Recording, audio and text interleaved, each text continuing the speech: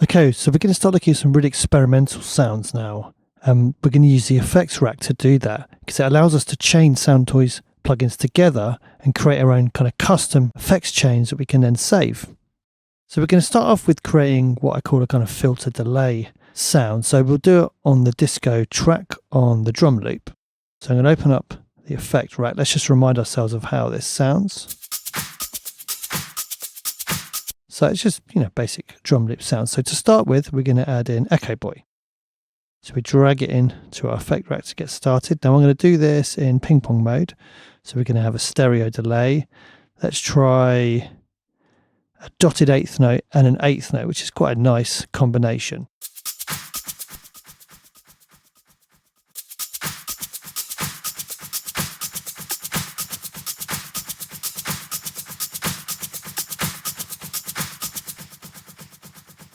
Okay, so next up, I'm going to add a decapitator. I'm going to drive this a little bit.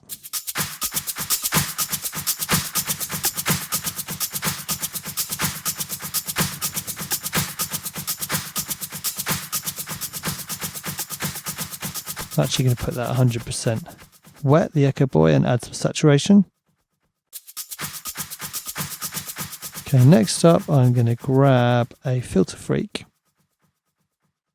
And I'm going to put this into a bandpass mode.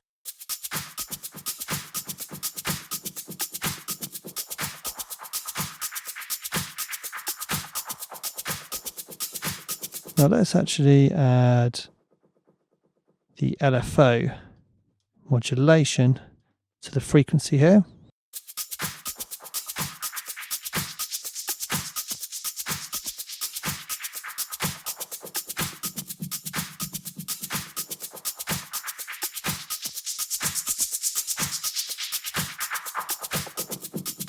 Now I'm going to add a decapitator after this again. I'm going to drive some more.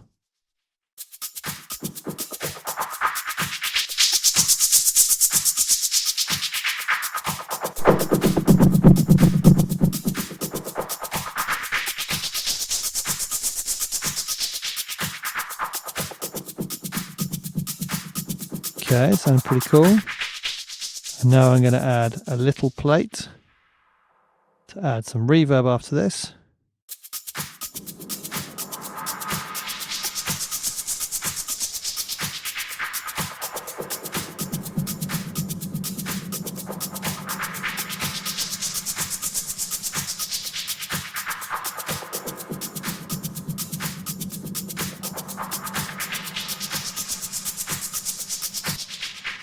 And we have quite a nice sounding filter delay sound, and we could obviously go in and tweak these parameters further, play with the frequency a bit more. If we wanted to kind of automate that, we could add some extra resonance.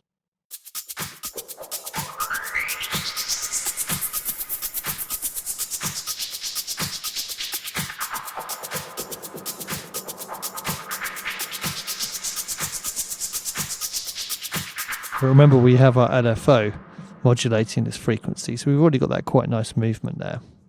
Now, of course, we can come up to our save menu here, name this filter delay, and then this is going to be accessible whenever we want from our user menu. And obviously from the effects rack up here, we can basically dial in as much wet or dry as we want. We can also feed it back into itself.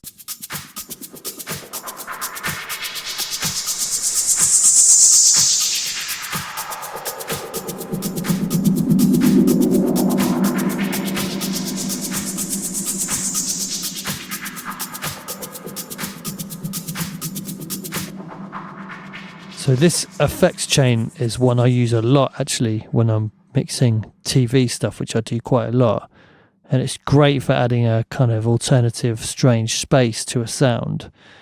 It can work really well on pads as well. So we've got the pad sound here. Let's try it on this.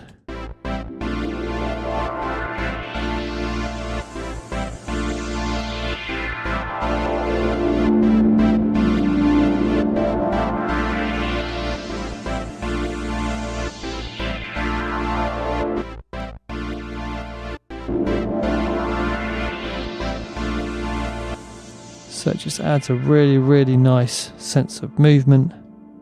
Let's turn down the resonance because I don't think it's necessary so much on that pad sound.